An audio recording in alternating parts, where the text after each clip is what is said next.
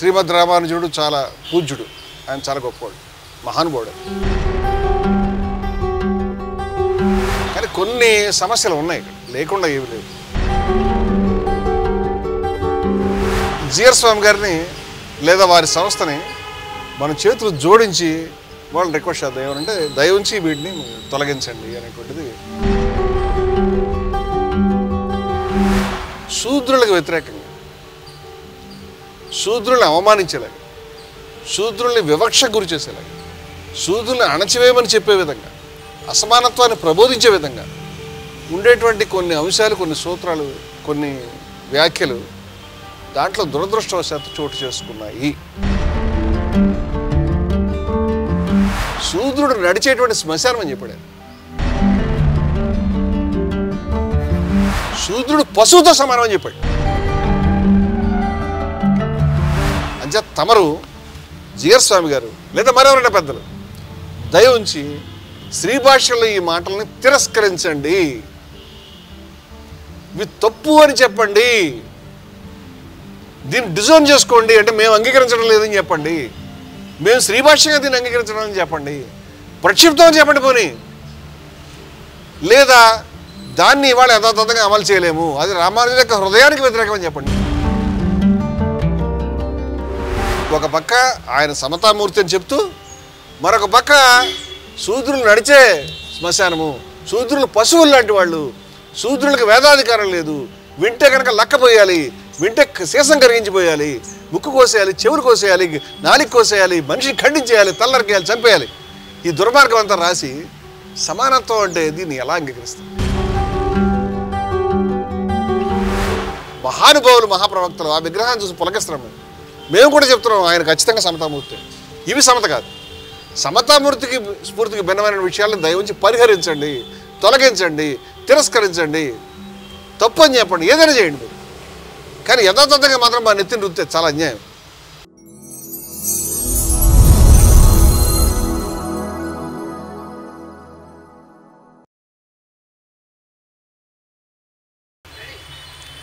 ముచ్చింతల్లో సమతామూర్తి ఆధ్యాత్మిక క్షేత్రం ఉంది. ఫిబ్రవరి 20 నుంచి మార్చి 1 వరకు సమతా కుంభ్ అనే ఒక ప్రోగ్రాం జరుగుతూ ఉంది.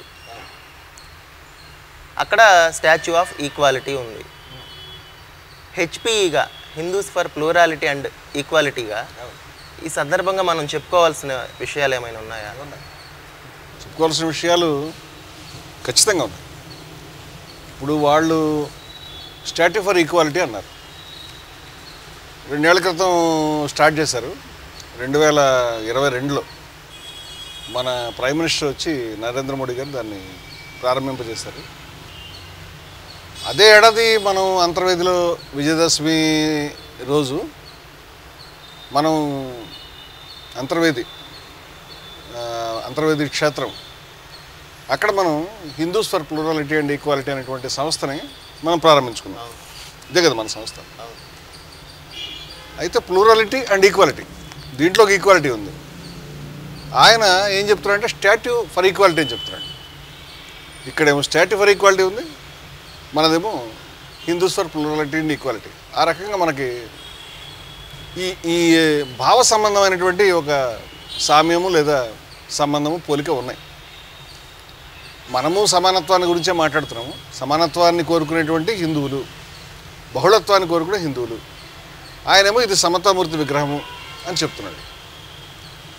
అంచేత ఈ సందర్భంగా మనం చెప్పుకోవాల్సినటువంటి విషయం ఒకటి ఉంది. ఏమిటంటే మొట్టమొదటి విషయాన్ని నేను క్లారిఫై చేద్దాం అనుకుంటున్నాను. సమతామూర్తిగా రామానుజాచార్యుల్ని పేర్కొనడం కానీ, ఆయన విగ్రహాన్ని ఆ విధంగా ప్రతిష్ఠించడం కానీ, చాలా పెద్ద విగ్రహాన్ని చాలా గొప్పగా చేసి ప్రతిష్ఠించారు. నాకైతే దాంట్లో ఏమి అభ్యంతరం కానీ లేకపోతే దాన్ని ఏమి అనడానికి కానీ ఏమీ లేదు. నా వరకు నేను శ్రీమద్ రామానుజుడు చాలా పూజ్యుడు, ఆయన చాలా గొప్పవాడు, మహానుభావుడు. ఆయన వల్ల భారతదేశంలో చాలా గొప్ప మార్పు వచ్చింది. ఆయన భారతదేశంలో హిందూ మతంలో ఉన్నటువంటి అసమానతలను దెబ్బకొట్టడం మీద ఆయన చేసినటువంటి వర్క్ చాలా అసాధారణమైనటువంటి వర్క్. అది దాన్ని ఏమి చిన్నగా చేయటం కానీ, అది లేదంటం కానీ, దాన్ని నిందించడం కానీ, లేకపోతే ఎందుకు ఆ విగ్రహం పెట్టారు, ఆ పేరు ఎందుకు పెట్టారు, నేనైతే ఆ మాట నాకు ఆ వైపు వెళ్ళేటువంటి ఆలోచన కానీ అటువంటి ఉద్దేశం కానీ లేదు. నేను సంపూర్ణంగా బలపరుస్తున్నాను. I feel he is man of equality లేదా ప్రాఫిట్ ఆఫ్ ఈక్వాలిటీ ఏదన్నానండి. ఆయన సమానత్వానికి సంబంధించినటువంటి మహానుభావుడు, సెయింట్ ఆఫ్ ఈక్వాలిటీ. అలాగే ఆయన సమానత్వాన్ని ప్రబోధించాడు, దాన్ని ఆచరించి చూపించాడు.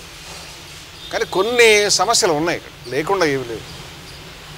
నేను అప్పీల్ చేయదలుచుకున్న విషయం ఏంటంటే ఈ ప్రాబ్లమ్స్ని ఈ సమస్యలు ఏమైతే ఉన్నాయో వాటిని మీరు మొత్తంగా దూరం చేసేసేయండి.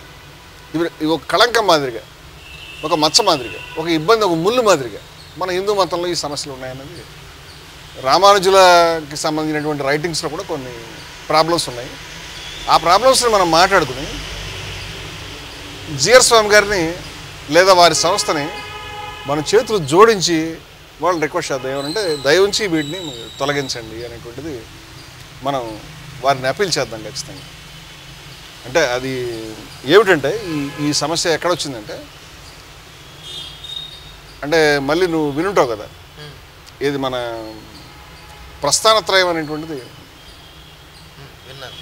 ప్రస్థానత్రయం అనేటువంటిది హిందూ మతంలో ఒక సంప్రదాయం ప్రకారం ఉపనిషత్తులు, భగవద్గీత, బ్రహ్మసూత్రాలు ఈ మూడింటిని కూడా ప్రస్థానత్రయం అంటారు. అదొక సంప్రదాయం, అది చాలా ముఖ్యమైనది. ఎవరు ఏ రకమైనటువంటి మత శాఖ పెట్టుకున్నా, అంటే ఉదాహరణకి రామానుజులది విశిష్టాద్వైతానికి సంబంధించినటువంటి స్కూల్, అది అంతకుముందు ఆదిశంకరులది అద్వైతానికి సంబంధించినటువంటి స్కూలు, ఇట్లా ఏ రకమైనటువంటి మధ్వాచార్యులది ద్వైతానికి సంబంధించింది. వీళ్ళు ఎవరైనా కానీ ఈ ప్రస్థానత్రయానికి భాష్యం రాస్తారు. జనరల్గా అదొక సాంప్రదాయ పద్ధతిగా నడుస్తుంది. అట్లాగే వాళ్ళు భాష్యం అనేది రాయటం అనేది జరిగింది. అయితే రామానుజులు రాసినటువంటి భాష్యాన్ని శ్రీభాష్యం అంటారు, ఆదిశంకరులు రాసిన భాష్యాన్ని శారీరక భాష్యం అంటారు. ఏది? బ్రహ్మసూత్రాలు. ఈ భాష్యంలో శూద్రులకు వ్యతిరేకంగా, శూద్రుల్ని అవమానించేలాగా, శూద్రుల్ని వివక్ష గురి చేసేలాగా, శూద్రుల్ని అణచివేయమని చెప్పే విధంగా, అసమానత్వాన్ని ప్రబోధించే విధంగా ఉండేటువంటి కొన్ని అంశాలు, కొన్ని సూత్రాలు, కొన్ని వ్యాఖ్యలు దాంట్లో దురదృష్టవశాత్తు చోటు చేసుకున్నాయి. ఇది చాలా ముఖ్యమైనటువంటి విషయం. సో నేనేం కోరుకుంటానంటే వాటిని మీరు తొలగించాలి లేదా తిరస్కరించాలి, వాటిని డిజోన్ చేసుకోవాలి. ఇది తప్పు అని చెప్పాలి, మాకు సంబంధం లేదని చెప్పాలి అనేటువంటిది నేను ఒక డిమాండ్గా హిందూస్ ఫర్ ప్లూరాలిటీ ఈక్వాలిటీ తరఫున ఖచ్చితంగా ఈ డిమాండ్ని మనం ముందుకు తీసుకొస్తాం. ఎందుకంటే లేకపోతే హిందూ మతాన్ని మనము సరి చేసుకోలేము. ఈ ప్రాబ్లమ్స్ని మన ఇల్లు మనం ఊడ్చుకుని మనం సరి చేసుకోవాలి. మన పర్పస్ అదే. మనమేమి హిందూ మతాన్ని తప్పు అనట్లేదు, మనమేమి హిందూ మతాన్ని విమర్శించడం లేదు, మనమేమి హిందూ మతం పనికిరాదు దీన్ని తీసేయాలంటలేదు, మనమంతా హిందూ మతాన్ని వదిలిపెట్టి ప్రజలంతా వచ్చేసేయాలి, శూద్రులంతా వెళ్ళిపోవాలని మనమేమి చెప్పడం లేదు, వదిలిపెట్టాల్సిన అవసరం లేదని చెప్తున్నాం. హెచ్పి యొక్క ప్రధానమైన సిద్ధాంతం ఏమిటి? హెచ్పి యొక్క ప్రధానమైన సిద్ధాంతం హిందూ మతంలో సమానత్వానికి సంబంధించినటువంటి సూత్రాలు ఉన్నాయి. హిందూ మతంలో సమానత్వానికి సంబంధించినటువంటి అంశాలు బలంగా ఉన్నాయి. దీని ప్రైమ్ సిద్ధాంతం ఏదైతే మూల సూత్రాలు ఉన్నాయి హిందూ మతానికి, అప్పుడు ఋగ్వేదంలో ఉన్నటువంటి సమానత్వ సూత్రం కానివ్వండి, భగవద్గీతలో ఉన్నటువంటి ఇప్పుడు చండాలుడును గోవు, బ్రాహ్మణుడు, విద్యా వినయ సంపన్న బ్రాహ్మణ అది కానివ్వండి, అలాగే సమత్వం యోగ ఉచ్యతే అని సమత్వానికి పెద్దపీట వేయడం కానివ్వండి, ఈ నిర్దోషం ఈ సమం బ్రహ్మాన్ని సమానత్వాన్ని బ్రహ్మం స్థాయికి తీసుకెళ్ళటం కానీ, ఇట్లా సమానత్వానికి హిందూ మతం ఏమీ తక్కువ చేయలేదు. హిందూ మతం మొత్తంగా పనికిరాదు ఒక వాదన ఉంది. అలాగా అటువంటి వాదనలో మనం దాన్ని ఖచ్చితంగా అలా చేయాల్సిన అవసరం లేదు. హిందూ మతంలో సమానత్వానికి ఎత్తిపట్టే సూత్రాలు ఉన్నాయని చెప్తున్నాం. ఆ క్రమంలో ఇక్కడెక్కడ ఉన్నటువంటి చిన్న చిన్న సమస్యలు, ఇప్పుడు మన ఇల్లు చక్కగా ఉంది కానీ ఇంట్లో కొంత చెత్త చెదారం ఉంది, దాన్ని ఖచ్చితంగా తుడుచుకోవాల్సినటువంటి అవసరం ఉంది. నేను జిఆర్ స్వామి గారిని ఒక విషయాన్ని అభినందిస్తాను. మళ్ళీ ఏమిటంటే ఇంతమంది ఇన్ని రకాలుగా మాట్లాడారు. రామానుజులు ఇవాళ మనిషి కాదు, 1000 సంవత్సరాల క్రితం మనిషి. ఆయన గురించి ఎన్ని రోజుల నుంచి చర్చ చేస్తూ ఉన్నారు శ్రీ వైష్ణవుల్లో, అలాగే భారతదేశంలో. కానీ ఈయన దగ్గర ఈ యొక్క సమానత్వ సూత్రం ఉంది అని ఎత్తిపట్టి, ఇది మీరు గమనించండి, ఈయన స్టాట్యూ ఆఫ్ ఈక్వాలిటీ సమతామూర్తి అని నామకరణం చేయడం ద్వారా సమానత్వ సూత్రాలు ఆయన ముందుకు తెచ్చినందుకు జిఆర్ స్వామి గారికి మొట్టమొదటి మనం అభినందన చెప్తాం. ఖచ్చితంగా దాంట్లో ఏం అనుమానం లేదు మనకి. కానీ అందుకే మనం అప్పీల్ చేయగలుగుతున్నాం అంటే కారణం ఇందుకే, లేకపోతే మనం ఎక్కడ అప్పీల్ చేయగలుగుతాం? లేకపోతే వినరు కదా. మీ ఇంటెన్షన్ సక్రమంగా లేకపోతే మనం చెప్పిన ఉపయోగం లేదు. జిఆర్ స్వామి గారి అంతఃకరణలో సమానత్వం అనేది ఉన్నది ఆయన చెప్పాలనుకుంటారనేది మనకు అర్థమైంది. కాబట్టి మీరు దీన్ని కూడా తీసుకోండి అనే విషయాన్ని మనం చెప్పాలనుకుంటున్నాం కదా. ఇక్కడ అంటే ఈ ఆర్డర్ ఒకసారి మనం చూద్దాం ఏ విధంగా జరిగింది. ఇప్పుడు మనకి వేదాలు, ఉపనిషత్తులు, ఈ బ్రహ్మసూత్రాలు ఎక్కడంటే హిందూ మతంలో షడ్ దర్శనాలు అంటారు, వినుంటాం. విన్నా 6 దర్శనాలు. ఈ 6 దర్శనాల్లో సాంఖ్యం, యోగం, న్యాయం, వైశేషికం, తర్వాత పూర్వమీమాంస, ఉత్తరమీమాంస, ఈ 6. అర్థం. సాంఖ్యం చాలా ప్రాచీనమైంది. కపిలుడు అనేటువంటి మహర్షి ఆయన విష్ణుమూర్తి అవతారం అంటారు. అసలు ఇవాళ పెద్దగా పాపులర్. సాంఖ్యం అనేది భగవద్గీతకే బేస్. భగవద్గీతలో కనిపించే సూత్రాలన్నీ కూడా సాంఖ్యం నుంచి చాలా ప్రధానంగా తీసుకున్నటువంటి విషయాలు. సాంఖ్యం బుద్ధుడి గంట పాతది. బుద్ధుడు కూడా ఆ సూత్రాలు నేర్చుకున్నాడని చెప్తారు. సాంఖ్యం మన గొప్ప ఫిలాసఫీ, మన ప్రాచీనంలో అంతా గర్వించాల్సింది. అలాగే యోగం అంటే పతంజలి యొక్క యోగా అంటే ఇప్పుడు ఎక్సర్సైజ్ కింద వచ్చేసింది అంత బాగా. కానీ యోగం అనేది ఒక దర్శనం, అది ఒక ఫిలాసఫీ, అది దానికి ఒక పద్ధతి ఉంది. అలాగే న్యాయం, అలాగే వైశేషికం అనేది అది కణాదుడు అనేటువంటి ఆయన తీసుకొచ్చింది. సాంఖ్యం అనేటువంటిది కపిలుడు తీసుకొచ్చింది. యోగం అనేది పతంజలి తీసుకొచ్చింది. అలాగే వైశేషికం అనేది కణాదుడు అనేటువంటి ఆయన తీసుకొచ్చింది. అలాగే ఈ న్యాయం అనేటువంటిది, న్యాయం అనేది లాజిక్ సంబంధించిన, తర్కానికి సంబంధించినటువంటి పద్ధతి. దాన్ని ఏ విధంగా మనం తీసుకోవాలని న్యాయానికి సంబంధించిన సబ్జెక్ట్, అది న్యాయ దర్శనం. ఆశ్చర్యమైనటువంటి విషయం కూడా మనం చెప్పుకోవాలి ఇక్కడ. ఈ దర్శనాల 6లో ప్రధానమైనవి ఎక్కువ మటుకు అవి ఎగ్జాక్ట్గా ఆస్తిక దర్శనాలని చెప్పడానికి సరిపోదు. అంటే ఇది మళ్ళీ వేరే సబ్జెక్టు. మన హెచ్పి సిద్ధాంతం ఏమిటి? అదొకటే కాదు, మన హిందూ మతాన్ని ఒక మతం అనేది బయట మతం అనేటువంటి ఒక అర్థం ఉంది కదా. మతం అంటే ఏమిటి? ఒక ప్రవక్త, ఓ పుస్తకం, ఓ దేవుడు. బయట అంతా అదే కదా. మీ దేవుడు ఎవరు, మీ పుస్తకం ఏమిటి, మీరు దేని పాటి? హిందూ మతం లేదు అసలు. అటువంటి ఫార్మేట్లో లేదు మా మతం. మరి అదే కావాలంటే మా మతమే కాదేమో. మతం కాదనగానే కొంతమంది ఎంటర్ అయ్యి అవునవును మతం కాదు జీవన విధానం అంటారు. హెచ్పి దీన్ని కూడా అంగీకరించట్లేదు. హెచ్పి ఏమని చెప్తుందంటే పలు జీవన విధానాల వ్యవస్థ, ఆదాన ప్రదానాల అనేక జీవన విధానాలు ఉన్నాయి, ఒకదానొకటి ఇచ్చిపుచ్చుకున్నాయి వ్యవస్థ. అవన్నీ సహజీవన వ్యవస్థ, అన్ని కలిసి జీవించినాయి. ఈ వ్యవస్థకు కొన్ని విలువలు ఉన్నాయి, కరుణ, బహుళత్వం, సమానత్వం. ఇలా మనం కొంత ఓ లిస్ట్ తయారు చేసి ఈ విలువలు ఏవైతే ఉన్నాయో, అంటే మనం తయారు చేసినవి కాదు, ఆ మతంలో ఉన్నాయని మనం గమనించినవి. ఈ యొక్క విలువలన్నీ కూడా ఇది చెప్పేటువంటిది. దీన్ని ఒకవేళ మతం అంటే ఇది హిందూ మతము, సనాతన ధర్మం, ఏదైనా పేరు పెట్టండి. ఒక జీవన విధానం కాదు, పలు జీవన విధానాలు. మనం రాసుకున్నాం ఈ విషయాలు, దీంట్లో ఉన్నాయి. మన మొదటి పాంప్లెట్, అంతర్వేదికి సంబంధించినటువంటి పాంప్లెట్లో దీంట్లో మనం స్పష్టంగా ఈ విషయాలు రాసుకున్నాం. పలు జీవన విధానాల, ఆదాన ప్రదానాల సహజీవన వ్యవస్థ, చాలా గొప్ప నిర్వచనం. అలాగే చాలా విలువలు ఉన్నాయి దీంట్లో, ముఖ్యమైనవి అనేటువంటిది మనం దీన్ని చెప్పడం అనేది జరిగింది. ఇక్కడ ఇవన్నీ విషయాలు వచ్చినప్పుడు అంటే మన ఆర్గ్యుమెంట్ అంటే విశిష్టాద్వైతులు హిందువులే, ద్వైతులు హిందువులే, ద్వైతాద్వైతులు హిందువులే, అద్వైతులు హిందువులే, కాపాలికులు హిందువులే, పాశుపత వాళ్ళు హిందువులే, అనంతమార్గీయులు హిందువులే, నాస్తికులు హిందువులే, అజ్ఞేయవాదులు హిందువులే. ఇది మనం దాన్ని నిరూపించగలుగుతాం. దాని మీద కావాలంటే మనం గంటల మళ్ళీ సబ్జెక్ట్ పెట్టుకుని మాట్లాడుకోవచ్చు. దాన్ని వివరంగా మనం ధైర్యంగా ప్రకటించున్నాం, ఓ సిద్ధాంత రూపంలో, తీర్మాన రూపంలో మనం చేసుకున్నాం. అందుచేత ఈ హిందూ మతానికి మనం ఇచ్చే నిర్వచనం ఈ విధంగా ఉంది తప్పితే ఏదో ఒకటే దేవుడు, ఒకటే పద్ధతి, మీరంతా ఇలా ఉండాల్సిందే అనేటువంటిది ఇవాళ వస్తుంది ఆ ట్రెండ్. దానికి మనం అనుకూలంగా లేము, వ్యతిరేకంగా ఉన్నాం. అయితే మనం ఒక ధైర్యంగా చేసిన ప్రతిపాదన చాలామంది ముందుకు వచ్చి మీ హిందూ మతం అంతా అసమానత్వాల పుట్ట, పెద్దలు కూడా చెప్పారు చాలామంది, ఈ హిందూ మతాన్ని అర్జెంట్ వదిలేయాలి, ఇది నశించిపోవాలి, సర్వనాశనం కావాలని చెప్పారు. మనం దీన్ని అంగీకరించడం. హిందూ మతంలో సమానత్వం ఉన్నది, సమానత్వ సూత్రాలు ఉన్నాయని మనం చెప్తున్నాం. ఇప్పుడు ఇందాక నేను చెప్పినటువంటి షడ్దర్శనాలకు వచ్చేసరికి సాంఖ్యం, యోగం, వైశేషికం, న్యాయం, పూర్వమీమాంస, ఇది జైమిని అనేటువంటి ఆయన తయారు చేసినటువంటి. దీంట్లో కూడా ఏ విధంగా ఈ సిస్టమ్ వేదాల్లో చెప్పినటువంటి ఉందో దాన్ని ఫాలో కావడం అనేది ఉంటుంది. ఉత్తర మీమాంస అంటే దీన్ని వేదాంత దర్శనం అంటారు. ఇవే బ్రహ్మసూత్రాలు. నువ్వు బ్రహ్మసూత్రాలన్నా ఉత్తర మీమాంస అన్నా వేదాంత దర్శనం అన్నా ఒకటే. దీన్ని బాదరాయణుడు అనేటువంటి ఋషి, ఈ బాదరాయణుడు అంటే వేదవ్యాసుడే, ఆయనే వ్యాసుడు అంటే భారతం రాసినవాడు, వేదాలని విభజించినవాడు వేదవ్యాసుడు ఆయనే.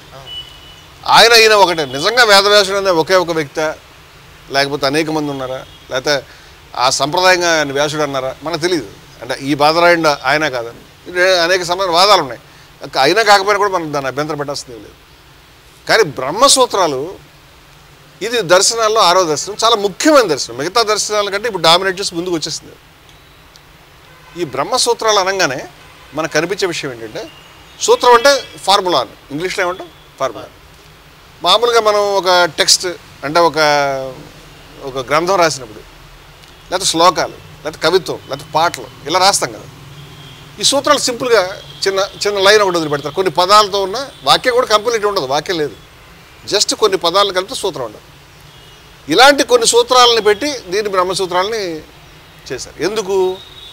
ఏదైతే ఉపనిషత్తుల్లో పేర్కొన్నారో ఆ విషయాల్ని చాలా సింపుల్గా, చాలా ఈజీగా, చాలా సూటిగా ప్రజల్లోకి వెళ్ళడానికి వీలుగా ఈ బ్రహ్మసూత్రాలని ఆ మహానుభావుడు తయారు చేశాడు. ఇప్పుడు సమస్య ఎక్కడ వస్తుందంటే, జస్ట్ 2-3 పదాలు ఉంటాయి దాంట్లో. ఈ 2-3 పదాలకు ఏమర్థం ఉంది? ఒకసారి 1-2 పదాలు కూడా ఉంటాయి. ఏమర్థం ఉంది అంటే దానికి భాష్యం రాయాలి. ఆ భాష్యానికి మళ్ళీ వార్తీకం అని, టీకా అని, ఇంకా రకరకాలుగా ఆ భాష్యం అర్థం కాదు ఇంకోటి రాయాలి. ఇవన్నీ నడుస్తుంటాయి. సో ఈ భాష్యం అంటే ఇంటర్ప్రిటేషన్. ఈ భాష్యకారుడు ఏం చేస్తాడంటే, ఇగో ఆయన చెప్పిన ఈ 2 పదాలకు అర్థం ఇదేను అని చెప్తాడు. ఇక్కడ వచ్చిన సమస్య అంటే, ఆయన ఒక సూత్రం చెప్పాడు, ఈ సూత్రానికి ఈ భాష్యకారుడు ఇలా రాశాడు, ఇంకో భాష్యకారుడు అలా రాశాడు, ఈ ఇద్దరికి మళ్ళీ ఆపోజిట్. ఇంకొక భాష్యకారుడు మరొకలా రాశాడు. ఒకళ్ళు కాదు, ఒకటే సూత్రానికి అనేక మంది భాష్యకారులు రాసినటువంటి రకరకాల వ్యాఖ్యానాలు వచ్చేసరికి నిజంగా ఆ యొక్క సూత్రకారుడు బాదరాయణుడు బ్రహ్మసూత్రాలు రాసిన ఆయన ఏం చెప్పదలుచుకున్నాడు, ఇదే చెప్పదలుచుకున్నాడు, మనకు అర్థం కాకుండా ఉంటుంది. మళ్ళీ దాన్ని పండితులు లేకపోతే అన్వేషకులు, జిజ్ఞాసులు దేన్ని ఫాలో కాదలుచుకుంటే దాన్ని ఫాలో అవుతారు. ఏం దాంట్లో తప్పట్టాల్సింది ఏమీ లేదు, మంచిదే, ఫాలో కావచ్చు దాన్ని. కానీ ఈ ఆదిశంకరులు చాలా ప్రముఖమైన వ్యక్తి మన భారతదేశం యొక్క ప్రపంచంలోనే గ్రేటెస్ట్ మ్యాన్. నేను చాలా ఇన్స్పైర్ అవుతాను, ఎందుకంటే ఆయన అద్వైతం అనేది నాకు చాలా ముఖ్యమైనది. మరి అటువంటి గొప్ప ఫిలాసఫర్ ఆయనకున్నంత తాత్వికమైనటువంటి ప్రజ్ఞ, అన్ని రకాలుగా బహుముఖ ప్రజ్ఞావంతుడు ఆయన. గొప్ప కవి, మహాకవి, మహాతాత్వికుడు, మహాదార్శనికుడు, లేకపోతే మహాభక్తుడు. భక్తుడు అంటే ఎగ్జాక్ట్ భక్తుడు ఈ ఫ్రేమ్లోకి రాడాను, గొప్ప ఫిలాసఫర్ అది. ఇట్లాగా ఒక మహానుభావుడు అనేటువంటి ఆయనది హిమాలయ శిఖరం లాంటి వ్యక్తిత్వం ఆయన. అది చిన్న వయసులో 32 ఏళ్ళు బతికాడని చెప్తారు భయ్య. ఆయన రాసినటువంటి భాష్యం శారీరకమైనటువంటి భాష్యం, శారీరక భాష్యం అంటారు దాన్ని. ఎస్తి బ్రహ్మసూత్రాలకు ఆయన రాసిన భాష్యం. మళ్ళీ ఇక్కడ శంకరుడు ఒకడైనా, ఆదిశంకరుడు ఒకడైనా, ఆయన రాసిన మొత్తం ఆయన పేరు మీద రచనలు ఆయనే రాశాడా? ఆయన శిష్యులు కూడా ఇప్పుడు మనకి శంకరాచార్య అంటారు. ఎవరిని ఇప్పుడున్న ఈ పీఠాలు 4 కాకుండా 5వ పీఠం కూడా వచ్చింది. సో 5 పీఠాలు ఇప్పుడు ఉన్నాయి, 4వే పీఠాలని చెప్తారు. మళ్ళీ 4, 5 ఎక్కడి నుంచి వచ్చిందంటారు. సో 5 కూడా జనంలో పాపులర్ కాబట్టి 5 పీఠాలు ప్రధానంగా నడుస్తున్నాయి. వీళ్ళందరినీ కూడా శంకరాచార్య అంటారు. వీళ్ళందరినీ శంకరాచార్య అంటారు. ఈయన ఏమైనా రాస్తే శంకరాచార్య రాశాడంటారు. సో ఈ శంకరాచార్య రాసింది కూడా ఆ కౌటర్లోకి వెళ్ళిందని ఒక స్కాలర్స్ యొక్క, పండితుల యొక్క సందేహాలు కొన్ని ఉన్నాయి. ఈ శంకరాచార్యులు ఆయన నుంచి విడదీయడానికి ఆయన ఆదిశంకరుడు అన్నారు. వీళ్ళు మామూలు శంకరాచార్యులు, ఆయన ఆదిశంకరాచార్య. సో ఆ విధంగా ఉంది. ఆయన చెప్పినటువంటి అద్వైత సిద్ధాంతాన్ని ఆయన జనంలో స్థాపించడానికి ఈ శారీరక భాష్యం అనేటువంటిది రాశాడు. రామానుజుల కాలం వచ్చేసరికి ఆయన చాలా గొప్పవాడు. ఆయన అద్వైతంతో డిఫర్ అయినాడు. ఆయన శంకరులు చెప్పిన అద్వైతం తప్పు అనేటువంటి అభిప్రాయంకి వచ్చాడు ఆయన. అలాగే మధ్వాచార్యుల వారు ఆయన ద్వైత సిద్ధాంతం, అలాగే నింబార్కుడు, ఇలా అనేక మంది ఉన్నారు వాళ్ళ సిద్ధాంత స్థాపకులు. కానీ ప్రధానమైన త్రిమతాచార్యులు అంటే 2 మధ్వాచార్యుల్ని, శంకరాచార్యుల్ని, మధ్వాచార్యుల్ని, రామానుజాచార్యులు ముగ్గురు కూడా త్రిమతాచార్యులు అంటారు. మరి దీంట్లో రామానుజాచార్యులు బ్రహ్మసూత్రాలకు రాసినటువంటి భాష్యం పేరు శ్రీ భాష్యం. శ్రీ భాష్యం రాశారు. ఆదిశంకరుల శారీరక భాష్యంలో మనకు అభ్యంతరకరమైనటువంటి ఒక మొట్టమొదటి ఆదిశంకర్ నుంచి మొదలు పెడదాం మనం. ఇక్కడ బ్రహ్మసూత్రాల్లో ఆయన మొత్తం సూత్రాల నుంచి ఒక 5 సూత్రాలు పక్కన పెట్టాడు. అది పక్కన తీసాడు. దాన్ని ఇది weather that is correct or not అది డిబేట్ చేయాలి.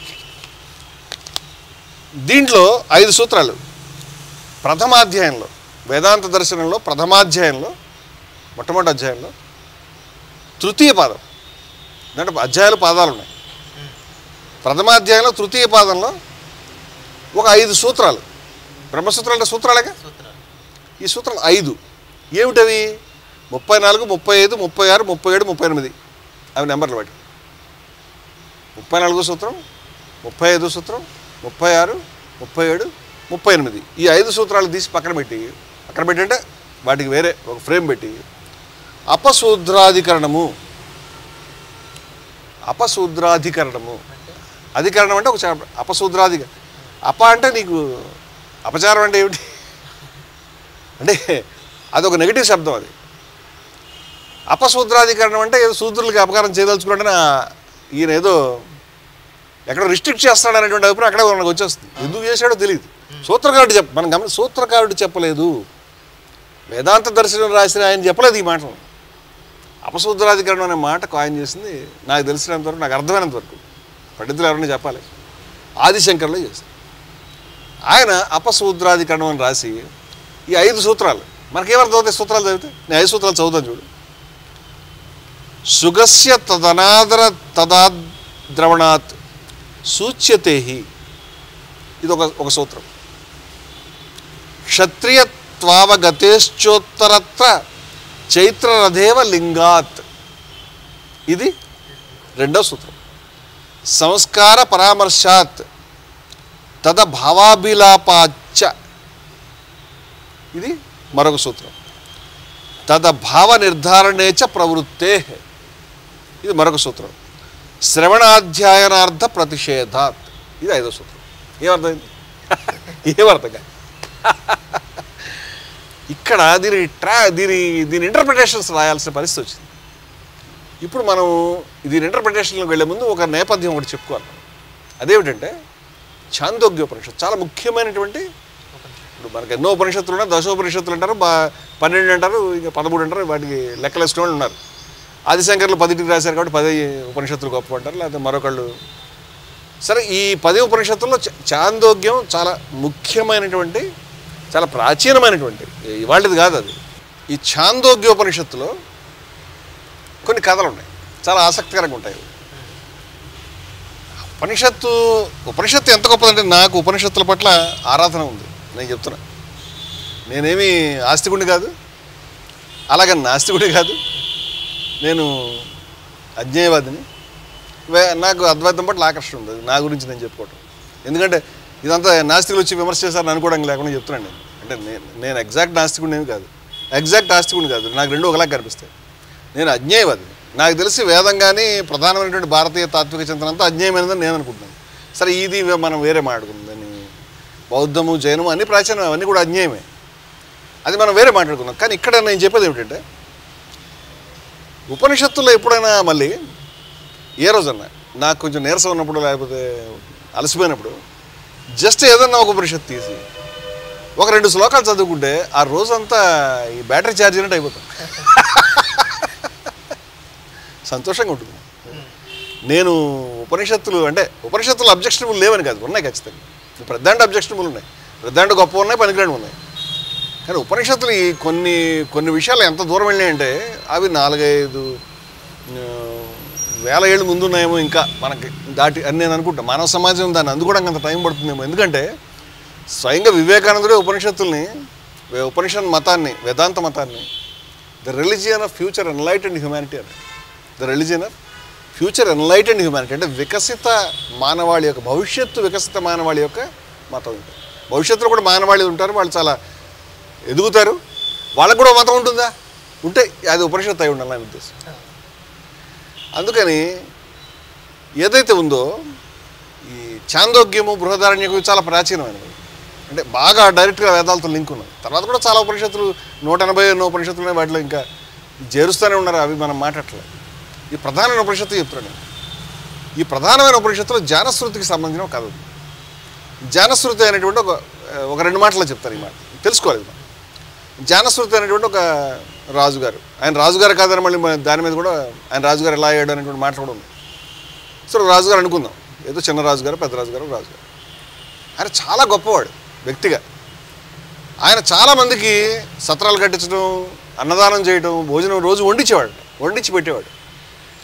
అందరూ నా భోజనం తినాలని కూడా అనుకున్నాడని రాశారు. అంతా ఉన్నవాడు.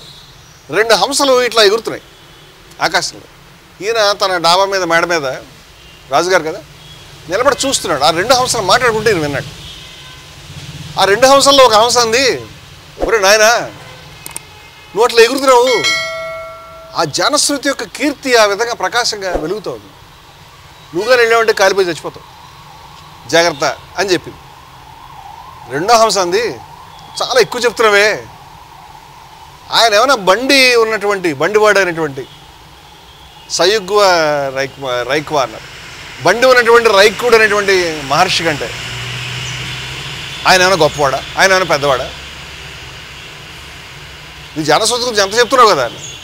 అప్పుడు మొదటి పక్షి కంగు తిని, అదేమిటది, ఈ రైకుడు ఎవరు, నువ్వు మామూలుగా అంచనా వేయకు, ఎవరు చేసినా పుణ్యకార్యాలైనా ఆయన ఖాతాలోకి వెళ్ళిపోతావు, అందరికంటే కూడా ఆయన సుపీరియర్, జ్ఞానం ఉన్నవాడు అనేటువంటిది ఆ సంభాషణ. జానశ్రుతి ఇది వింటాడు, ఆశ్చర్యంగా పడిపోతాడు, షాక్ అనమాట. ఆయన గొప్పవాడు అనుకుంటాడు ఆయన. ఇదేమిటిది, ఈ రైకుడు ఎవరు, ఈ బండివాడు ఎవరు? వెంటనే బట్టలు పిలిపించి వెతకండి ఆ రైకుడిని, పట్టురండి నా దగ్గర అని చెప్పాడు. వాళ్ళు వెతికి వెళ్ళి మాకు ఎక్కడ కనిపించలేదని చెప్తారు. ఎక్కడ వెతికారు? ఓ పని చేయండి, బ్రహ్మజ్ఞానులు ఎక్కడ ఉంటారు అక్కడ వెతకండి అంటారు. మళ్ళీ భటుడు వెళ్ళి వెతికి ఒక ఆయన బండి కింద కూర్చుని వీపు కోక్కుంటున్నాడు. ఈ బండి ఉందని దగ్గరికి వెళ్ళి నీ పేరు రైకుడే కదంటే అవును అని చెప్పాడు. అమ్మాయ దొరికాడని రాజుగారి దగ్గరికి పోయి చెప్పాడు. దొరికాడండి మీరు చెప్పిన ఆయన, అంత గొప్పవాడు ఆయన కాబట్టి ఈ సంగతి తేలాలని ఆయన కొన్ని వందల ఆవుల్ని, అంటే అప్పుడు ఆవులే మెయిన్, ఆవులు ఎవరికైనా ఇవ్వడం, ఆవులు తీసుకోవడం అదొక సంపద అనమాట. నేనే ఆవులే కోరుకుంటాను, ఆవులు దానం ఇస్తాను. ఆవులకి అప్పుడు గోదానం అనేది చాలా ఇంపార్టెంట్. సో ఒక 600 ఆవులను 800 ఆవులను తీసుకెళ్ళాడు. దాంతోపాటు ఒక రథం తీసుకెళ్ళాడు, దాంతోపాటు ఒక రత్నాల హారం తీసుకెళ్ళాడు. ఇవన్నీ ఎందుకు, ఈ సబ్జెక్ట్ చెప్తాడని. ఏదో ఆయన గొప్పవాడు ఎలా అయ్యాడు, ఏ దేవతను ఉపాసిస్తున్నాడు లేదా ఏం చేస్తున్నాడు నాకు చెప్తాడేమో, నేను కూడా గొప్పతనం తెలుసుకోవాలి అనేది. వెళ్ళి దండం పెట్టి, మహానుభావ ఇవన్నీ స్వీకరించండి, నాకు కొంచెం మీ దగ్గర ఉన్నటువంటి ఆ విద్యను నాకు ప్రసాదించండి, మీరు ఎవరిని ఉపాసిస్తున్నారో నాకు అది చెప్పండి. అప్పుడు అంటాడు ఈ రైకుడు అనే ఆయన, ఒరే శూద్ర వెళ్ళి బయటికి వెళ్ళి చెప్తాడు అంటాడు. ఈ శూద్ర అనే శబ్దం వచ్చింది అక్కడ. అంటే ఈ జానశ్రుతి ఎవరు? శూద్రుడు. మనకు అర్థం ఉంది అలాగా. బయట అందరూ అనుకునేటట్టు కాకుండా వేదాల్లో ఉపనిషత్తుల్లో కూడా శూద్రులు ఉన్నారు, స్త్రీలు ఉన్నారు. ఆశ్చర్యం ఏంటండి, వేద ఋషుల్లో శూద్రులు ఉన్నారు, వేద ఋషుల్లో స్త్రీలు ఉన్నారు. తర్వాత శూద్రులు చదవడానికి వీల్లేదు, 4 గోస్తాం, స్త్రీలు చదవడానికి వీల్లేదు అని వచ్చిన తర్వాత అంబేద్కర్ అంత మహానుభావుడు కూడా వేద ఋషుల్లో శూద్రులు ఉన్నారు, స్త్రీలు ఉన్నారని రాశాడు. దయానంద సరస్వతి మహానుభావులు ఎంతమంది రాశారు, దీని మీద డిస్ప్యూట్ లేదు పాపం. కానీ జానశ్రుతి ఇప్పుడు ఈ ఛాందోగ్య ఉపనిషత్తు అంటే వేదంలో భాగం కింద వస్తుంది. అది సంప్రదాయం ప్రకారం మనకి వేదంలో సంహిత, బ్రాహ్మణాలు, అరణ్యకాలు, ఉపనిషత్తులు, ఇవి ఈ 4 కలిపితేనే వేదం.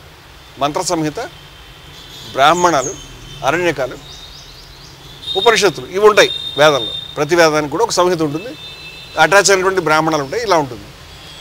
సో ఇది ఈ ఛాందోగ్యం కూడా ఒక వేదానికి అటాచ్ అయినటువంటిది. సో ఈ విధంగా ఇప్పుడు జానశ్రుతి ఉంది అంటే వేదంలో ఉన్నాడని అర్థం. ఆయన ఎవరు? శూద్రుడు. ఆల్రెడీ ఉన్నారు. ఈయన మంత్రాలను దర్శించినటువంటి ద్రష్టలు ఉన్నారు, మహానుభావులు. కానీ మధ్యలో ఏం చేశారు? అప్పుడు ఇంత విభజన లేదు, వాళ్ళు సమానత్వ సూక్తం చెప్పిన వాళ్ళు. తర్వాత వేదం ఉపనిషత్తు కాలం దాటిన తర్వాత ఈ పట్టు ఉచ్చు పెరిగిపోతున్నప్పుడు ఆ టైంలో ఉపనిషత్తులు వస్తున్నాయి బహుశా. సో దాంట్లో వాళ్ళు గొప్ప కాదా అనేటువంటి చర్చలు వస్తున్నాయి. ఇక్కడ జానశ్రుతి అనేటువంటి ఒక రాజు శూద్రుడు, చాలా ఖ్యాతి కలిగినవాడు, చాలా ముఖ్యమైన విషయం. అంటే ఆ సామాజిక పరిస్థితి మనం అర్థం చేసుకోవాలి. అతన్ని చూసి శూద్ర పో నీకు చెప్పనన్నాడు. నువ్వు శూద్రుడు కాబట్టి కాదు, విద్య నేర్చుకోవడానికి బంగారాలు ఒంట్లు ఇవన్నీ పట్టుకొస్తే మన దగ్గర నడవు. ఏది ఆవులు, ఏది కంచరగాడితో రథము, ఇది కాదు. ఈయన తలకాయ పట్టుకుని ఏం చేయాలని ఈసారి బాగా ఆలోచించి ఇంకొన్ని 600కి బదులు 1000 ఆవుల్ని, మళ్ళీ హారము, మళ్ళీ రథము, ఏమో తెలియదు. అలాగే తన కుమార్తెను కూడా తీసుకెళ్ళి మహానుభావ వీటిని స్వీకరించండి, విద్యను ఉపదేశించండి. మళ్ళీ రైకుడు అంటాడు, రే శూద్ర నేను పొమ్మని చెప్పేవాడిని. కానీ ఈ అమ్మాయి ఉంది కదా, అమ్మాయిని చూసి చెప్తాడు, నేను ఈమెని అట్లా చేయకూడదు. ఆమె ఒక మనిషి, ఆమెకు గౌరవం ఇచ్చే మనిషి అతను. ఆమెను ఆ విధంగా నేను తృణీకరించకూడదు. అందుచేత ఈమె మర్యాద నిలబెట్టాలి. అందుచేత నేను నీకు చెప్తాను అంటే ఆమెను తను స్వీకరించి పెళ్లి చేసుకుంటాడు. ఆ విధంగా ఆయన సబ్జెక్ట్ చెప్తాడు. ఆయన కొన్ని గ్రామాలు, కొంత ఈ సంపదలు ఇవన్నీ ఆయన ఇచ్చి రైకుడు ఉన్నటువంటి రైకోపర్ణ అనేటువంటి ఒక గ్రామం కూడా ఆ విధంగా పేరు వచ్చిందని కూడా ఆ యొక్క చాందోగ్య ఉపనిషత్తులో ఉంటుంది. ఇది కథ ఎంత బాగుంది కదా. ఈ కథ మనం చదువుకుంటే మనకేమర్థం అవుతుంది? శూద్రుడు బ్రహ్మ విద్యను పొందాడు, శూద్రుడు రాజయ్యాడు, ఇన్ని ఉన్నాయి. ఆదిశంకరులకి మరి వారే రాశారో మరెవరు రాశారో తెలియదు మనకి. ఆయనకి ఇది ఇబ్బందికరంగా అనిపించింది. ఆయన దీన్ని చూసి ఇది కరెక్ట్ కాదు అనుకున్నారేమో, లేదా మరి తర్వాత రాసినటువంటి వాళ్ళు ఎవరైనా ఇది రాసి ఆయన పేరు పెట్టేశారేమో తెలియదు మనకి. వాళ్ళు అపశూద్రాధికరణం రాసి జానశ్రుతి శూద్రుడు కాదు అని నిరూపించదలుచుకున్నారు. ఏది? ఈ మొట్టమొదటి లైన్ ఉంది కదా, సుగస్య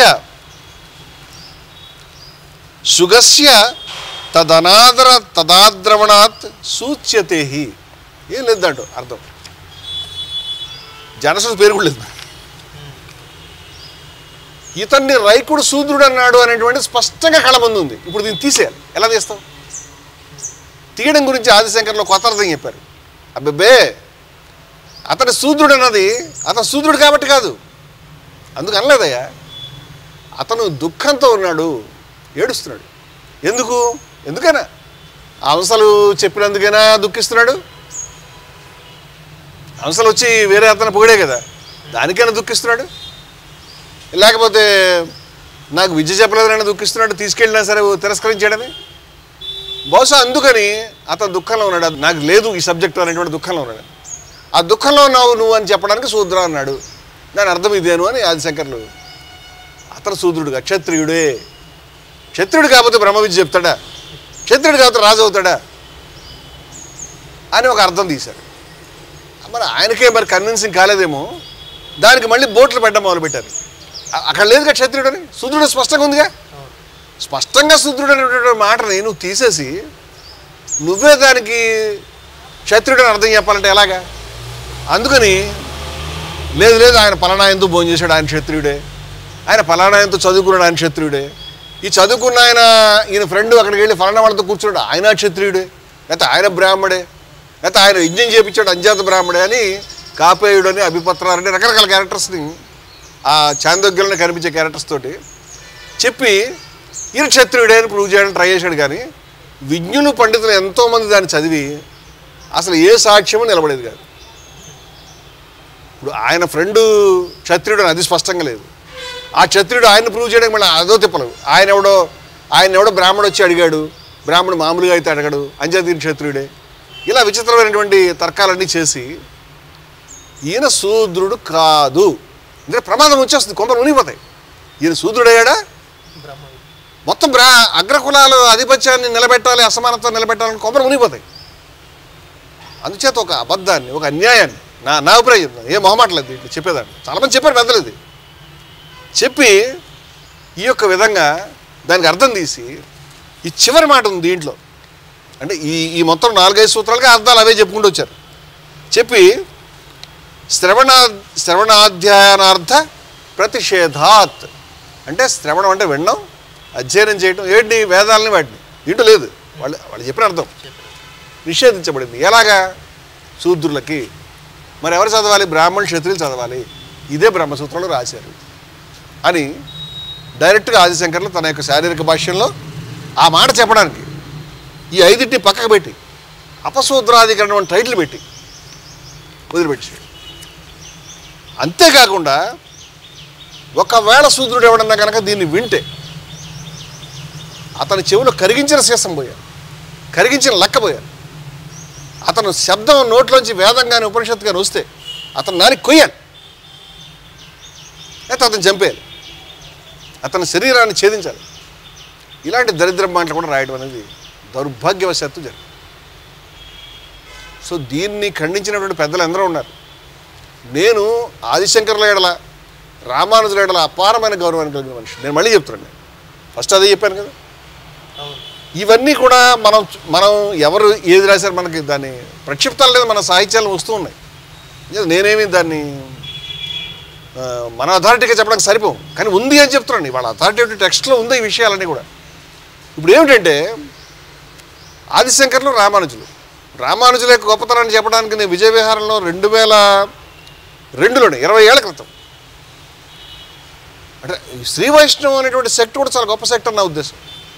దాంట్లోనే ఆళ్వారులోనే ఒక శూద్రుడు ఉన్నాడు, తిరుప్పనాళ్వారు అని దళితుడు. ఆయన వల్ల ఈ మునివాహన సేవ అని వచ్చింది.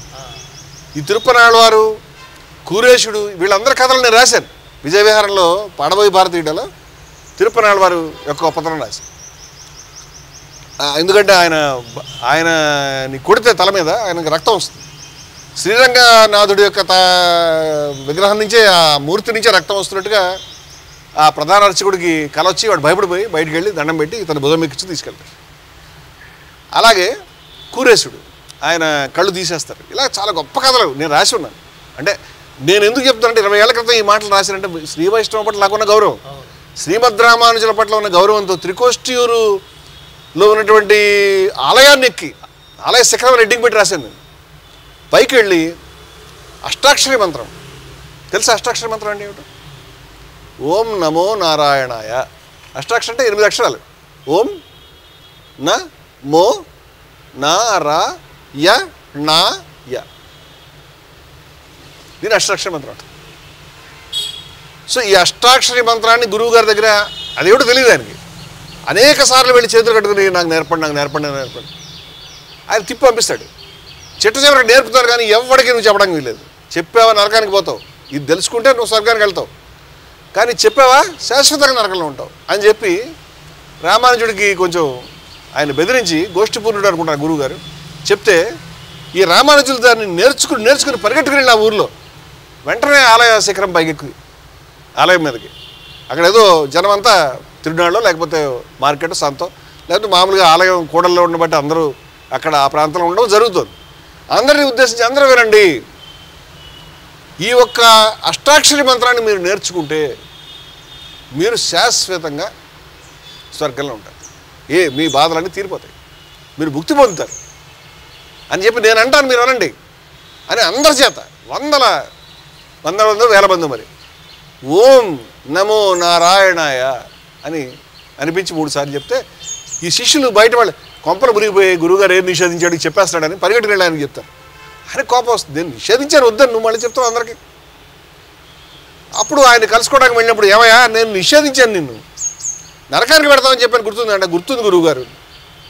మరి ఎందుకు చెప్పావంటే, గురువుగారు నేను ఒక్కడిని నరకానికి వెళ్తే ఏమి నష్టం వచ్చింది, ఇన్ని వందల మంది వేల మంది స్వర్గానికి వెళ్ళినప్పుడు అల్పుణ్ణి నేను ఒకడిని నరకంలో ఉంటే మాత్రం ఏమొచ్చిందంటే గురువుగారు కాలం పడిపోతాడు. ఆహా, శ్రీ వైష్ణవం యొక్క సారాంశం నువ్వు అర్థం చేసుకున్నావా? మాకు అర్థం కాదు అంటే ఆయన మనస్సు చెప్పడానికి చెప్తున్నాను. ఎంత ఇదంతా కూడా ఆలయ శిఖరం నేను రాయటం అప్పుడు విజయవిహారంలో 2002 అనుకుంటాను, చాలా సెన్సేషన్ అది. తర్వాత విజయవిహారంలో బీసీ పుస్తకం ప్రఖ్యాతమైంది. బీసీల కుర్చీలపై అగ్గలకొండల కబ్జా అన్నాళ్ళు అనేటువంటి దాంట్లో ఒక చాప్టరు 5000 సంవత్సరాల కుల వ్యతిరేక పోరాట చరిత్ర అని రాసి, ఎందుకు అప్పటి నుంచి జరుగుతుందని. దాంట్లో శ్రీరామానుజులు చేసినటువంటి పోరాటాన్ని పేర్కొనడం జరిగింది. ఆలయ సక్రం మీద ఆయన చేసిన ఆ ప్రకటన, ఆయన యొక్క సమానత్వ స్ఫూర్తి. అంటే నేను మళ్ళీ ఎందుకు చెప్తానంటే, సమానత్వ స్ఫూర్తి విషయంలో రామానుజులకి ఆయన అసమానత్వమే చెప్పదలుచుకున్నాడు. హిందూ మతం నా ఉద్దేశం అది కానే కాదు. కానీ ఇది చాలా సీరియస్ సమస్య, ఇది చెప్పే విషయం. దురదృష్టం ఏంటంటే, ఇందాక మళ్ళీ ఆదిశంకర్ల దగ్గరికి వెళ్తాను నేను. ఆదిశంకర్లు శారీరక భాష్యం అపశూద్రాధికరణం అనేటువంటి దాన్ని ఇందాక రాసినప్పుడు ఆయన ఏం చెప్పారంటే, శూద్రులు అనేటువంటి జానశ్రుతి శూద్రుడు కాదు, ఇంకో కథ ఉంది, జానశ్రుతి కాలే, సత్యకామ జాబాలి అనేటువంటి ఒక విఖ్యాతమైనటువంటి కథ. అసలు ఈ జానశ్రుతి కథను మించిపోయిన కథ. అది చాలాసార్లు మనం చెప్పుకున్నాం కూడా. ఈ సత్యకామ జాబాలి అంటే ఆయన తల్లి పేరు జాబాల, ఆయన సత్యకాముడు. ఆయన చదువు నేర్చుకుందాం అని అనుకున్నాడు. విద్యాభ్యాసం చేయాలంటే గురుకులంలో జాయిన్ కావాలి. గురువు గారి దగ్గరికి వెళ్ళి దండం పెట్టి జాయిన్ చేసుకోవాలంటే నువ్వు ఎక్కడ వాడవా ఏంటని అడుగుతాడు. దాని గోత్రం, నీ గోత్రం ఏమిటి చెప్పని. అందుకని ఈయన తల్లిని మొదట అడుగుతాడు, అమ్మా నేను చదువుకోవడానికి వెళ్తున్నాను, నా గోత్రం ఏమిటి, నేను ఎవరిని. ఆవిడ ఆ మహాతల్లి, ఆ జాబాలనే పేరు అందరం ఈ జనరేషన్ ఆడపిల్లలు కదా, అటువంటి గ్రేటెస్ట్ హీరోయిన్స్ అరుదుగా పుడతారు. ఆమె ఏమని చెప్తుందంటే, నాయన నీ తండ్రి ఎవరో నాకు తెలియదు, నీ తండ్రి ఎవరో నాకు తెలియదు. అనేక మందిని సేవిస్తున్నప్పుడు, నా యవ్వనంలో అనేక మందిని సేవిస్తూ చరిస్తున్నప్పుడు నువ్వు నాకు వరంగా లభించావు. దీని అర్థం ఏమిటి? ఆమె ఎవరితో పడుకుందో ఆమెకు తెలియదు, అంటే చెడ్డగా అనుకోవద్దు. ఆమె చెప్పింది అన్నమాట, నేను నీ తండ్రి ఎవరో నాకు తెలియదు, సేవ చేసే క్రమంలో నేను ఎవరెవరితోటో ఉన్నాను, అప్పుడు నువ్వు నాకు పుట్టావు, అంచేత నాకు తెలియదు నీ తండ్రి ఎవరు, నేనున్నాను నీ తల్లిని. తండ్రి తెలియకపోతే ఏమైందయా, నేనున్నాను కదా, నా పేరు జాబాల, నువ్వు సత్యకాముడివి, ఇంకా సత్యకామ జాబాలని చెప్పని చెప్పింది. ఆహా ఆహా, అటువంటి మహాతల్లి పుట్టినటువంటి నేలమి పుట్టామంటే గర్వంగా ఉంటుంది. ఈ పిల్లడు కూడా తక్కువడు కదా సత్యకాముడు, తర్వాత పెద్ద ఋషి అవుతాడు. ఈయన కూడా శిష్యులు వస్తారు, అది వేరు. ఈయన గురువుగారు గౌతముడు అనేటువంటి గురువుగారి దగ్గరికి వెళ్తాడు. వెళ్ళి నమస్కారం చెప్పి నేను మీ శిష్యుడిగా చేరదామని వచ్చానండి అంటే, సరేనయ్యా ఎవరు నువ్వు, నీ గోత్రం ఏంటని అడుగుతాడు. తల్లి ఏం చెప్పిందో యథాతథంగా చెప్పేశాడు. ఏమని, నా తండ్రి ఎవరో నాకు తెలియదు, నా తల్లి ఇలా చెప్పింది, యవ్వనంలో ఉన్నప్పుడు అనేక మందిని సేవిస్తూ ఉన్నప్పుడు ఆ క్రమంలో నాకు నువ్వు పుట్టావు అని చెప్పింది. అందుచేత నీ తండ్రి ఎవరో నాకు తెలియదు, నా పేరు జాబాల, నీ పేరు సత్యకాముడు, నా పేరు జాబాల, నువ్వు సత్యకామ జాబాలి అని చెప్పింది. ఇది విషయం అని చెప్పాడు. గురువుగారు పులకించిపోయి, శబాష్ నువ్వు సత్యం ఏంటో అది చెప్పి అబద్ధం చెప్పలే, హిపోక్రసీకి వెళ్ళలేదు, అది కాకపోతే పరువు ఉద్యమం అనుకోలేదు. అంటే వ్యభిచారం వల్ల పుట్టాడు. వ్యభిచారం అంటే వివాహ సంబంధం కానిటువంటి దానికి బయట దానికి, నాకేమి నేను నిందించడానికి కాదు, అంటే వివాహేతర సంబంధం నుంచి పుట్టాడు. ఆయన పెళ్లి చేసుకున్నాను భర్త అని చెప్పడలే, ఆమె వివాహేతర సంబంధం నుంచి పుట్టాడు అనేటువంటి దాన్ని ఆమె అంత గొప్పగా చెప్పింది, ఈయన అంత గొప్పగా చెప్తున్నాడు. సత్యమే ఉందో దాన్ని నువ్వేమంటావు భయం లేకుండా. ఇదయ్యా బ్రాహ్మణత్వం అంటే. సత్యాన్ని నుంచి నువ్వు వైదొలగకుండా ఉన్నావు కాబట్టి నువ్వు బ్రాహ్మణుడివి, తీసుకోండి ఇతన్ని వెంటనే మనం అడ్మిట్ చేసుకోవాలని అతను స్వీకరిస్తాడు. ఇది చాందోగ్యంలో ఉన్న గొప్ప కథ, అద్భుతమైన కథ. ఇది కూడా అడ్డమే, ఇది కూడా అడ్డమే వీళ్ళకి. మళ్ళీ ఇందాక ఆదిశంకర్లో మరి వారెవరో మనకు తెలియదు, అపశూద్రాధికరణం రాసినప్పుడు ఇది కూడా రాశారు. ఏమని,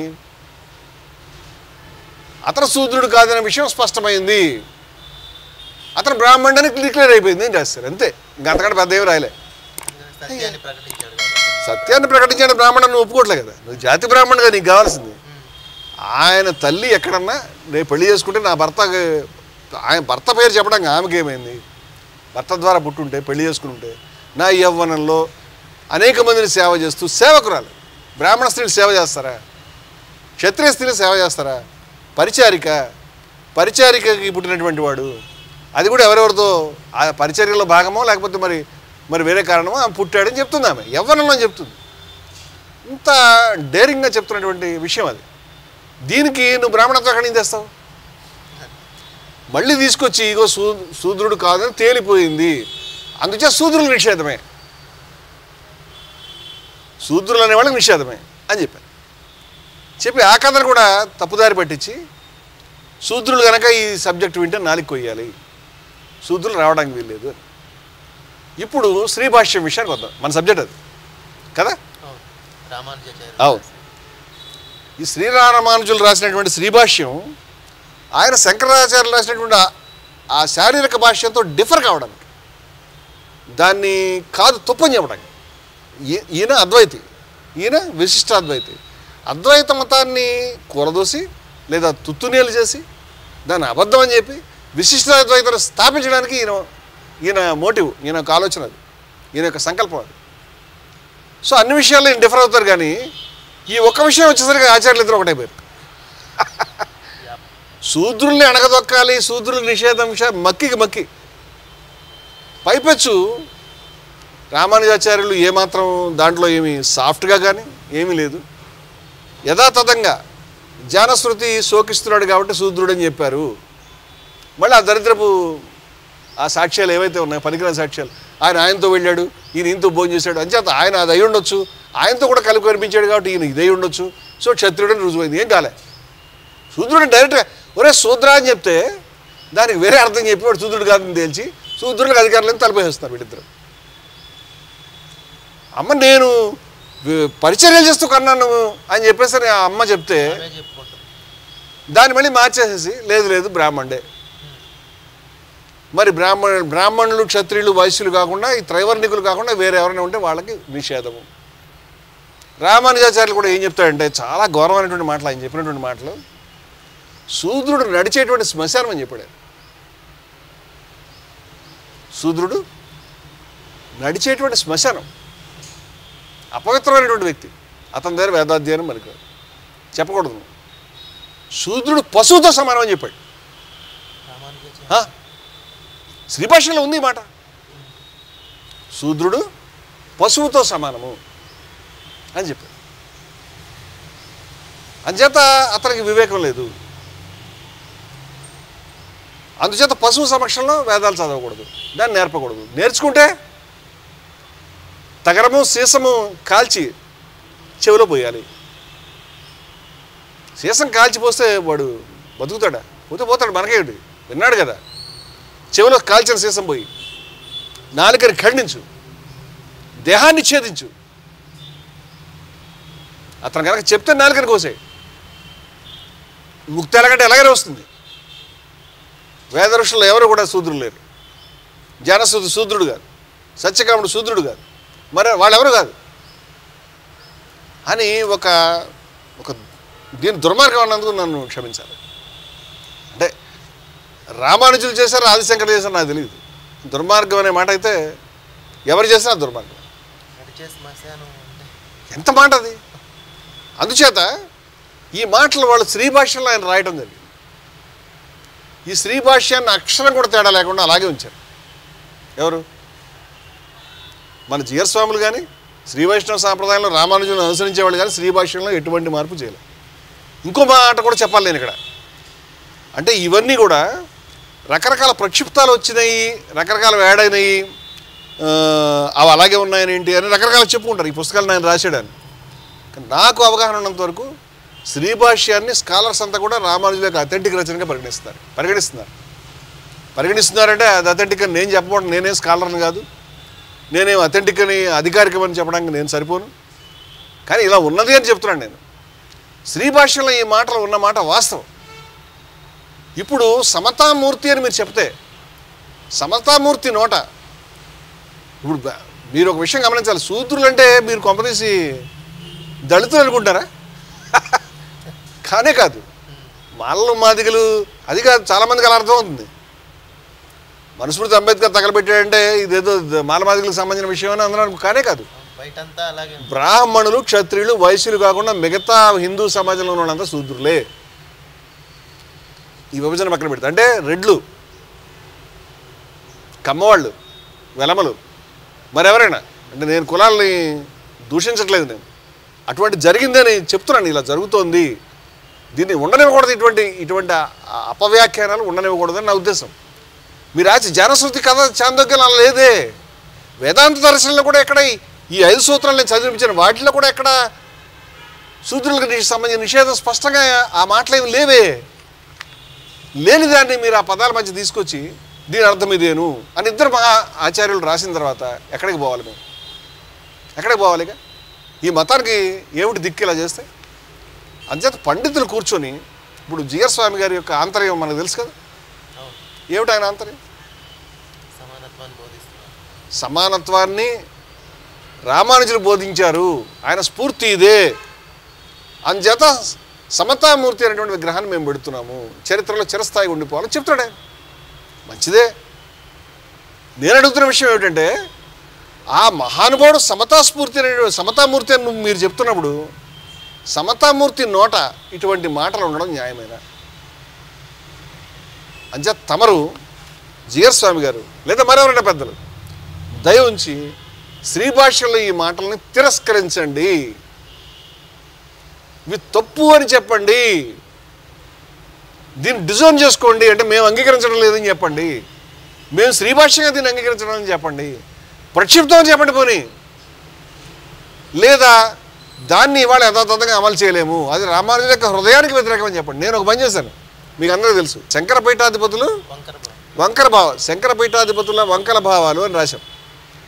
ఎందుకు ఒక ఇప్పటివాడు కాదు, ఒక కొంచెం పాతవాడైనటువంటి ఒక శంకరాచార్యులు ఆ శంకరపేటలో కూర్చున్న అయినటువంటి ఆయన చాలా ఘోరంగా, కులాలు ఉన్నాయి, ఆడపిల్లలు చదువుకోవడానికి వీల్లేదు, వాళ్ళందరినీ బాల్య వివాహాలు చేసేయండి, వాళ్ళు చదవడం నిషిద్ధం, ఈ కులాలన్నీ ఉండాల్సిందే శాశ్వతంగా అని దీంట్లో హెచ్చుతగ్గులు ఉన్నాయి అని వాదిస్తుంటే, చాలా దుర్మార్గం ఇది, నీ అభిప్రాయం తప్పు అని చెప్పడానికి శంకరపీఠాధిపతుల వంకర భావాలని రాయటం 2005లోనే బేస్ జరిగింది.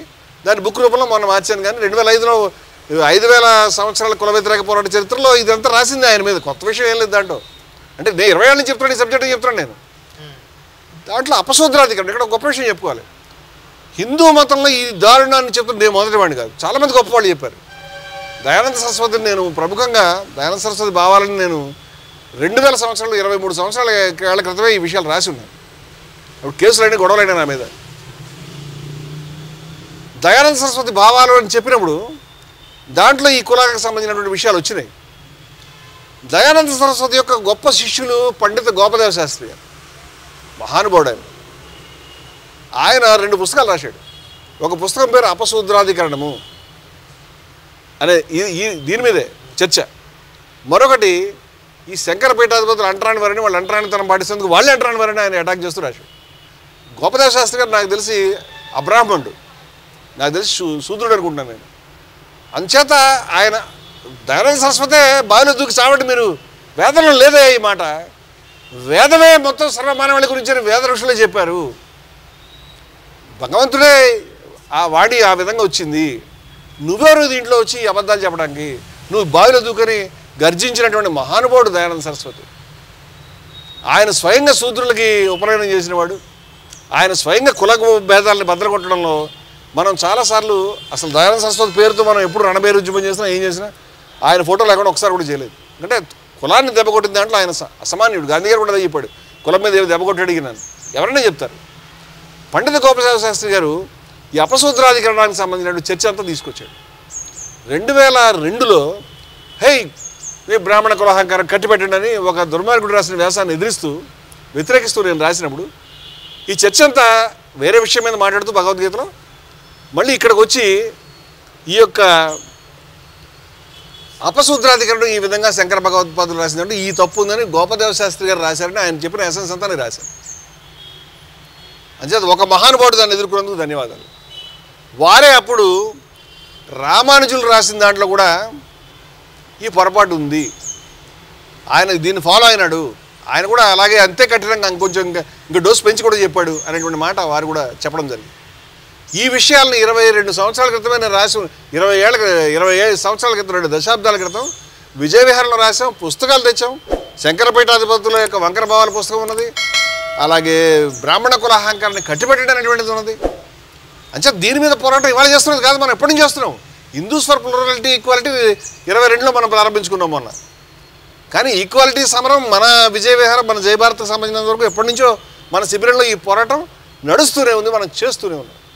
అందువల్ల ఈ పోరాటంలో భాగంగా ఇవాళ మనం ఏం చెప్తున్నామంటే, దయ ఉంచి రామానుజులు కావచ్చు, శంకర్లు కావచ్చు, ఎవరైనా కావచ్చు, చాలామంది నేను ఇందాక దయానంద సరస్వతి పేరు చెప్పాను, ఇంకా కూడా కొంతమంది ఈ బ్రహ్మసూత్రాలకు భాష్యం రాసేవాళ్ళు అటు శిబిరం ఇటు శిబిరంలో కూడా ఇది పొరపాటు, వారు ఎందుకు అన్నారు. కానీ నేను ఇంకో గొప్ప మాట రాశాను. ఆదిశంకరుల జీవితంలో మనీషా పంచకం అనేటువంటి 5 శ్లోకాల గురించి సూర్యుడు ఎదురొచ్చినప్పుడు ఆయన పక్క తప్పుకో అని చెప్పడం. ఎవరిని తొలగమంటున్నావయ్యా, నువ్వు నేను ఒకటే కదా, ఒకటే ఆత్మ కదా, ఒకటే ఆత్మ ఒకళ్ళ నుంచి ఒకళ్ళు ఎలా తొలుగుతారు, నేను వేరే వాడినా, అద్వైతం అంటే ఒకటే, ఏకమేవ ద్వితీయం అని సూర్యుడు ప్రశ్నించడం. ఆదిశంకర్లు వెంటనే దిర్ఘాంతపడి మనీషా పంచకం అనే గొప్ప శ్లోకాలు చెప్పడం. చండాలోపి మమ్మ గురువు, నువ్వు చండాలుడైన 5 కుక్కలతో చెడు చండాలు ఎదురు అని ఆయన కాలమీ పడ్డాడు. తర్వాత కొంచెం పురాణం, ఆ చండాలుడు కాస్త శివుడు అయ్యాడు, 4 కుక్కలు 4 వేదాలైనాయని ఏదో దానికి ఏదో రాశారు. సరే, ఈ పురాణం పార్టీ పక్కన పెడితే ఒకటి కనిపిస్తుంది మనకంటే, ఆదిశంకర్లు ఎక్కడో రియలైజ్ అయ్యారు. ఆదిశంకర్లు ఎక్కడో రియలైజ్ అయ్యారంటే పొరపాటు జరిగింది మన రచనలో, మన భావాల్లో అనేది ఆయన జీవిత కథలో మనకి మనీషా పంచకం ఘట్టం కనిపిస్తుంది.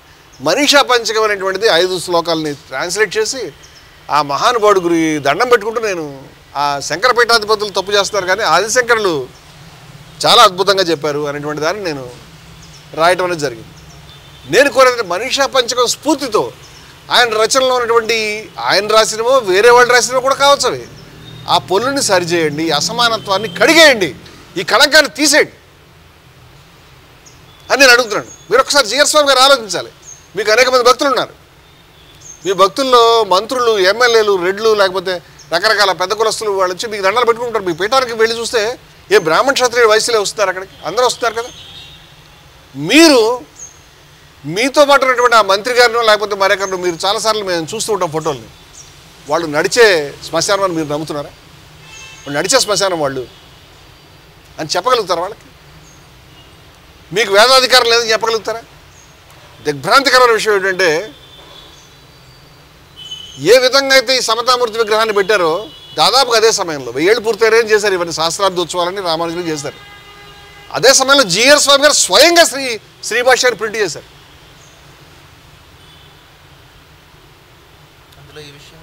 పబ్లికేషన్స్ తరఫున ప్రచురించారు వారు.